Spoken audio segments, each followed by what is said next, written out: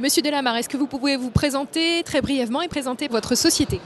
Donc Bertrand Delamarre, je suis le président de la société Colexpert. Colexpert, c'est un outsourceur spécialisé dans tout ce qui est centre d'appel, en France et à l'international. On travaille essentiellement, en tout cas pour 50% de l'activité, pour les voyagistes, agences de voyage en ligne, compagnies aériennes.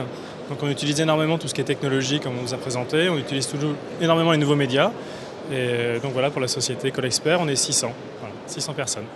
Si je vous dis tourisme et technologie à l'horizon 2020, qu'est-ce que vous me répondez?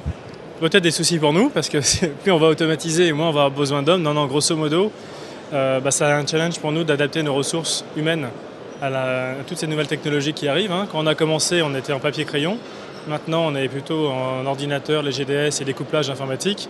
Demain, c'est les SMS et après-demain, ça va être tous les réseaux X ou Y qui vont nous drainer du business. Donc ça va être assez compliqué pour nous à gérer au niveau investissement, mais ça va être passionnant à suivre. Si vous deviez résumer tout ça en un mot? Un challenge. Et adaptation? Oui, c'est bien le challenge. Il faut vraiment s'adapter là, on n'a pas le choix.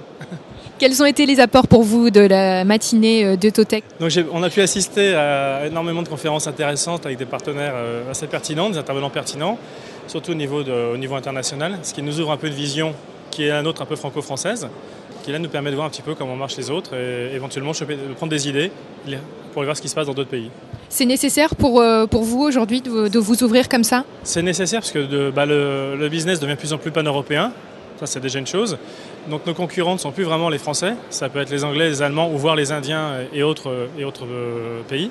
Donc on a vraiment besoin de savoir ce que pensent les clients finaux. Et comme la plupart des gens dans le tourisme sont détenus par des groupes anglo-saxons, il est intéressant de savoir comment pensent les vrais donneurs d'ordre. Voilà. Aujourd'hui, les Français ont du retard là-dessus? On n'a pas du retard sur l'exploitation, par contre nos donneurs d'ordre ne sont pas vraiment français. En tout cas de capitaux, ils sont anglo-saxons. Donc on a besoin de penser comme eux. Et pour penser comme eux, il faut mieux les rencontrer et pas rester dans son petit précaré.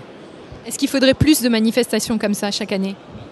Déjà, il manque de manifestations où les gens se rencontrent. Manifestations sympas, etc., dans des cadres un petit peu qui sortent de l'ordinaire.